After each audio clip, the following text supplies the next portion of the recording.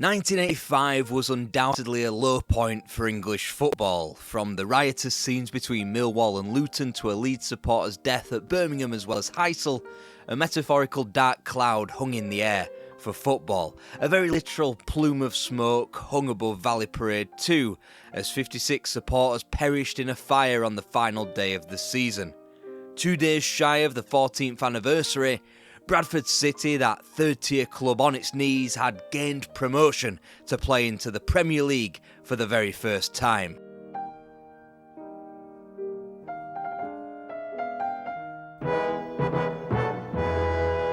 Good afternoon.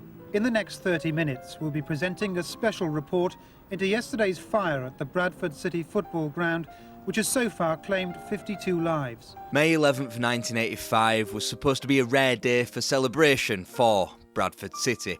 Wedged between the rampantly successful Leeds United and the once great Huddersfield Town, Valley Parade had long since discarded its taste for triumph and victory, but on this day they were set to receive the third division title and perhaps the start of a new journey. Half-time in a typically drab end-of-season encounter against Lincoln City, and moments later, the entire main stand would be engulfed in flames. 56 people died, all but 2 of which were Bradford fans. The resultant Popplewell inquiry outlawed wooden grandstands. This was a Bradford City that hadn't been relevant for a while now. That was just tasting their first sliver of silverware since the 3rd Division North crown, which was attained all the way back in 1929. In the dim and distant past, Bradford had even won the FA Cup, a replayed win in 1911 against Newcastle United at Old Trafford, thanks to a Jimmy Spears winner. This in the glory days of Bradford City in what was their 3rd season of top-flight competition after winning the 2nd Division ahead of Leicester Fosse and Oldham Athletic. Wartime, however, killed the club's momentum and they suffered relegations quickly thereafter, to the 2nd tier in 1922 and to the regionalised 3rd tier 5 years beyond that. The aforementioned league title of 29 could have been a sequel to past glories. Instead, Bradford City entered the Second World War in the same tired position in the 3rd Division North. By the 60s and 70s, English football was beginning to solidify its frontrunners thanks to the abolition of the maximum wage and shared gate receipts. Meanwhile, Bradford's stock was the lowest it had ever been.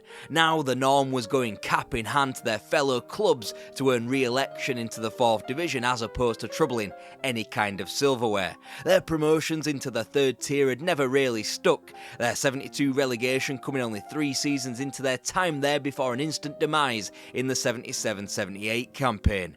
Ahead of the 1981-82 season, however, a change. Roy McFarland was in as the new boss, and in this, the first campaign of 3 points for a win, the Bantams swept to promotion on 91 points between Sheffield United and Wigan Athletic. It looked all set to be a springboard, as Bradford sat 7th after 16 games, having won half of their fixtures. Then rumours flooded Valley Parade that McFarland was being tapped up by his former club, Derby County.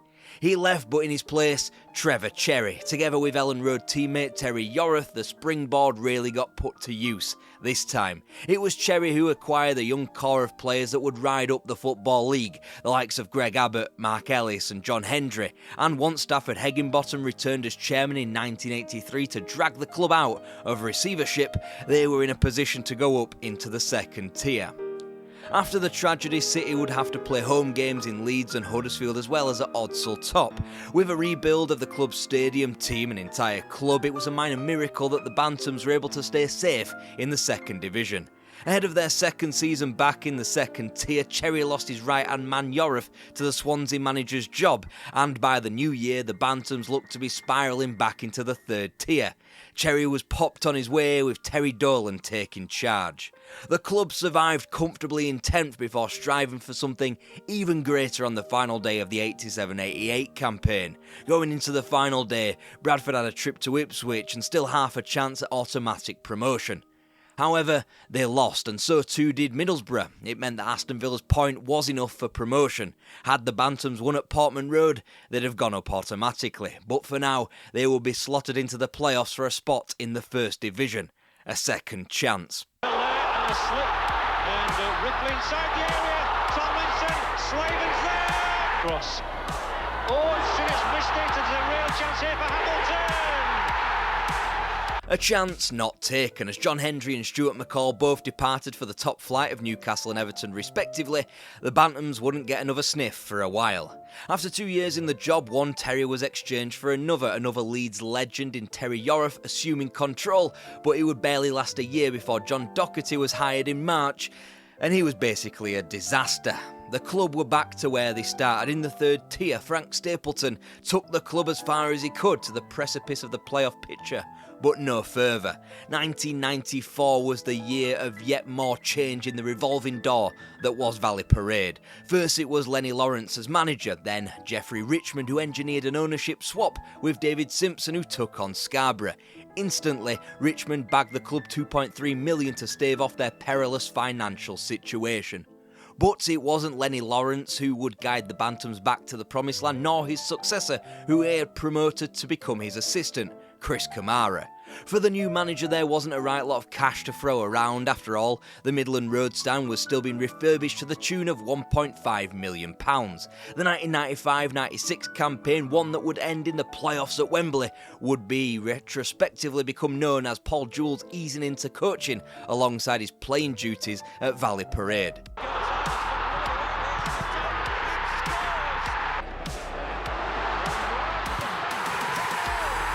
Off the back of fleeting free transfers of Chris Wardle and Mark Schwarzer, as well as debuting academy stars like Andy O'Brien, Bradford failed to go again in a higher division.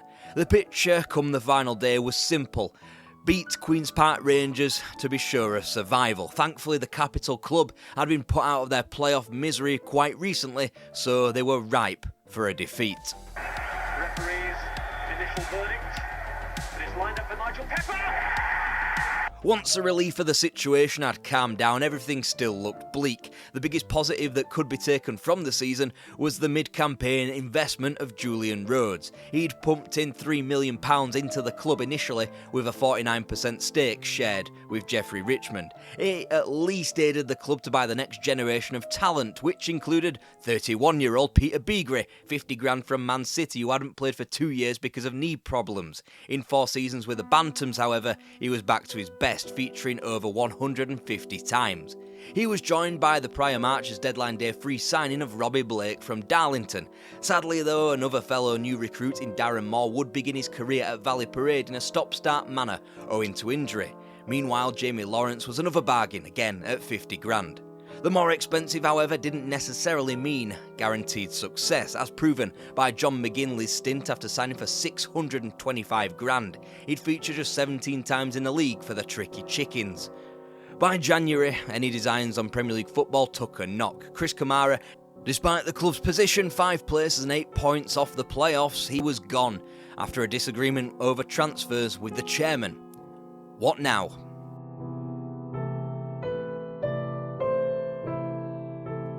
Paul Jewell had been with Bradford City for nigh on a decade when chairman Jeffrey Richmond pegged him as a caretaker manager.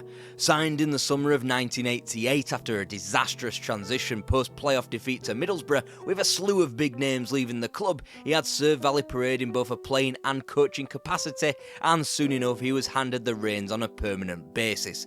It was probably far too much to ask for the Bantams to maintain any kind of consistency after such a seismic shift at the club following Kamara's dismissal. As such, 13th place was probably about justified for a club officially back in transition.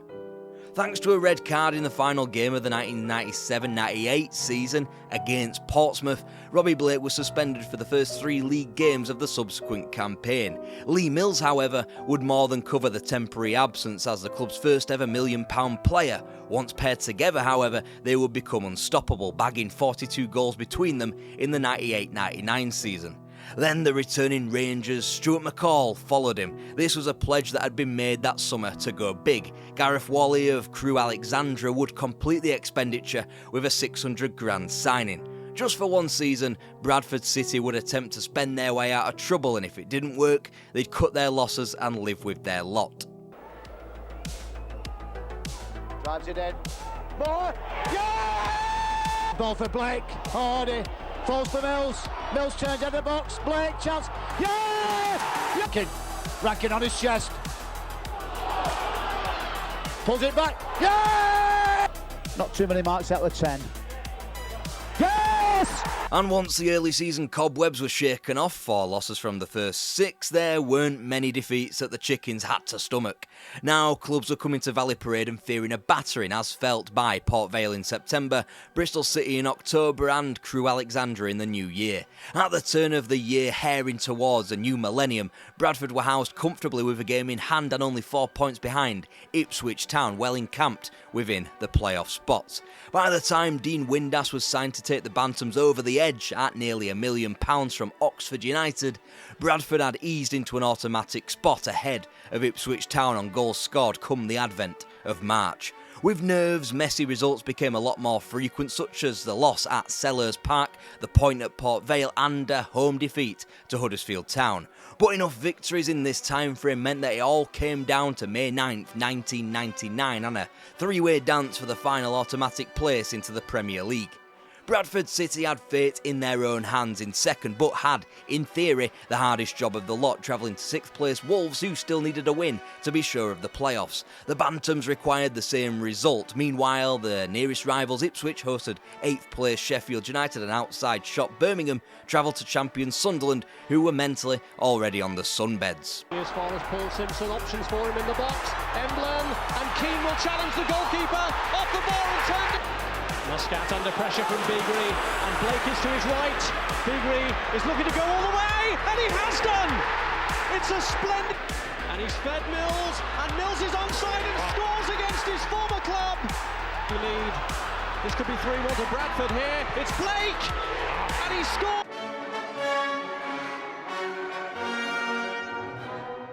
77 years without top-flight football in Bradford was officially over. Experience was the order that summer as the Bantams broke their transfer record to acquire Leeds United's David Weatherall for £1.4 million, key as he'd be their only ever present in the league all season. Joining him from Leeds as well was fellow defender Gunnar Haller, who'd also only missed 1 game, whilst Benfica of all places was sought for the attacking prowess of Dean Saunders, and he would get to work almost immediately. Alone, but Saunders has made a great break down the middle. Here's Saunders, Dean Saunders with a great chance for Bradford City. Oh, they've scored! For Bradford City, the 33-year-old. Has he got the huff and puff to score? Yes, that is the ancient Dean Saunders scoring at the death as Bradford City squeezed all 3 points out of their trip to the Riverside. The Bantams' away form wouldn't stay like this all season, as proven in the next tranche of fixtures I'm going to show you, but it was a great start nonetheless. And given the last-ditch penalty from Peter Bigri to salvage a point at home to Sheffield Wednesday, there was appetite to say it had been another positive result. However, given the Owls' problems all season, it would go down as a missed opportunity.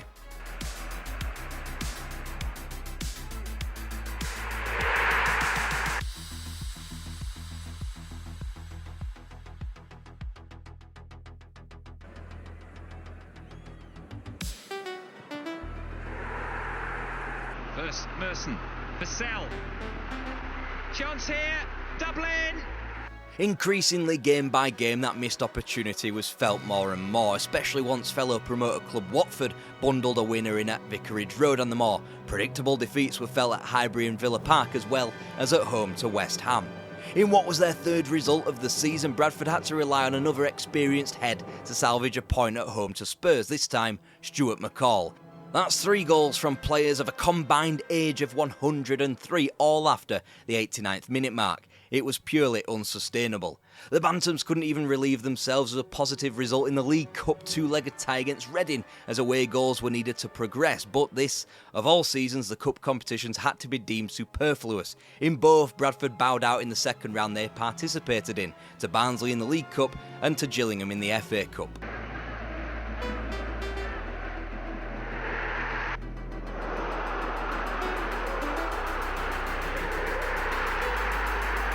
The results would drip through, having to rely on a comical own goal at Pride Park for all 3 points to end September before finally first-half goals were netted at home to Leicester City a month later, and ones by people young enough to be disqualified from owning a free bus pass. Of course, mixed in between were disappointing collapses. A 4-0 hammering received at home to another promoted club in Sunderland, which should have been cause for consternation, but having witnessed firsthand the violence they handed out in the First Division as well as their strong start to the Premier League, it was somewhat excusable, less so a defeat down at Sellers Park to Wimbledon thanks to a John Hartson brace in a 3-2 defeat. The Dons' results will become pertinent to Bradford's overall happiness come May.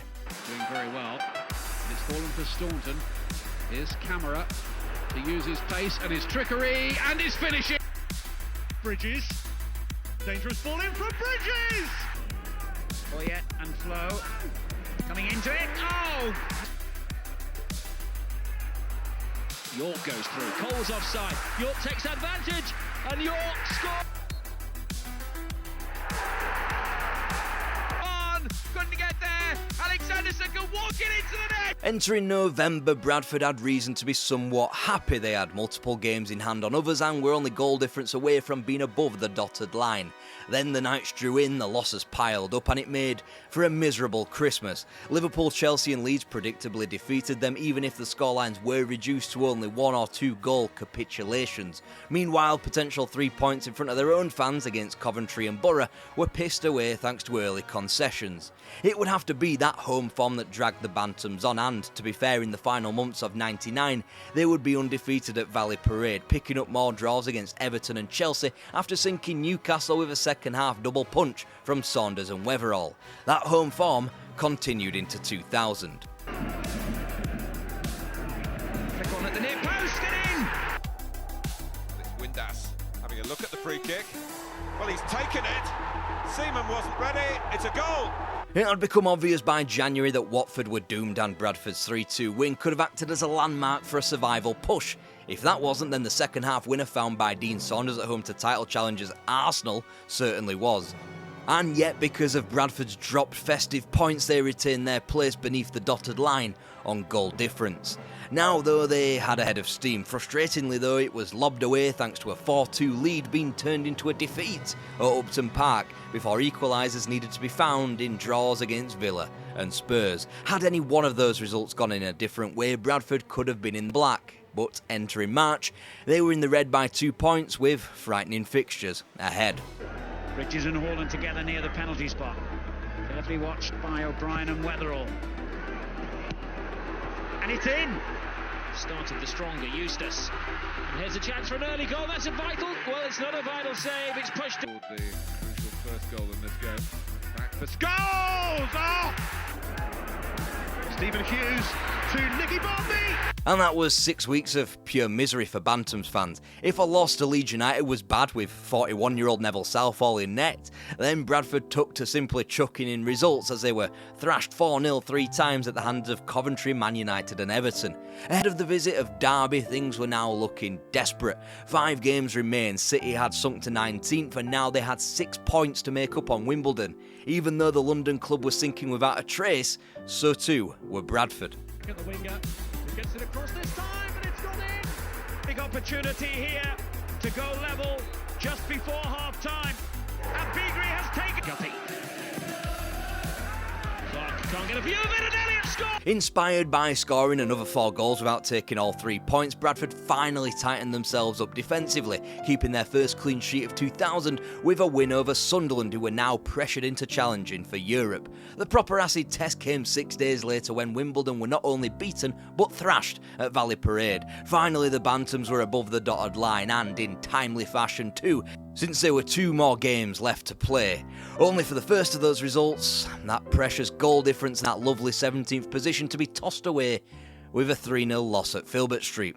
Wimbledon had chosen a fine time to get their first point in 8 matches, and that draw against Aston Villa had dredged them into 17th on goals scored.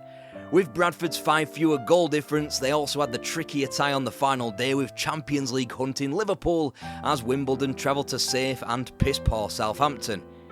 It would need a miracle. Here in Bradford, great atmosphere, and the place will be uproarious if they score. David Weatherall pumps ahead.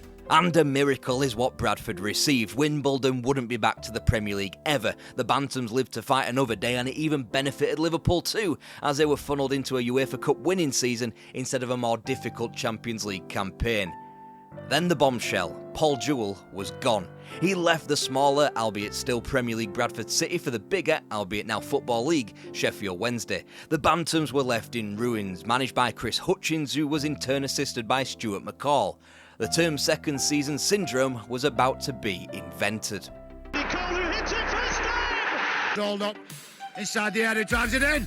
Ooh, and that's a goal. Beeson was poor in the first half, but Phillips is in on goal now and scores. The spending became reckless. In came a higher quality of player, there could be no doubt. Dan Petrescu, Benito Carboni, David Hopkin, Ashley Ward and Stan Collymore were all bona fide Premier League talents from the 90s, but they arrived on wages not fit for purpose at Valley Parade. As part of a now bloated £14 million annual wage bill, Carboni was squaffing up 40 grand a week, whilst David Hopkin cost the club a record £2.5 million. Combined with an off and on again groin injury to stalwart Weatherall, and the Bantams were officially struggling. Not even the Intertoto Cup, via the medium of the fair play law, apparently could save the Bantams as they bowed out to Zenit St Petersburg, who could apparently boast Andrei Arshavin. By November, Chris Hutchins was gone, having presided over a win over Chelsea, a League Cup progression over Darlington, and little else. Stuart McCall took over as player caretaker, masterminded such results as a 1-0 loss to Everton and a 2-0 defeat at Pride Park before he handed the reins to Jim Jeffries. A Scottish Cup winner with Hearts up north. Down in England, less success, it's safe to say.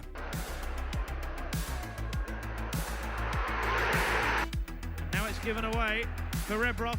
In comes the cross, might come for Everson! Pick one of those out. It is Boya, And it is 6.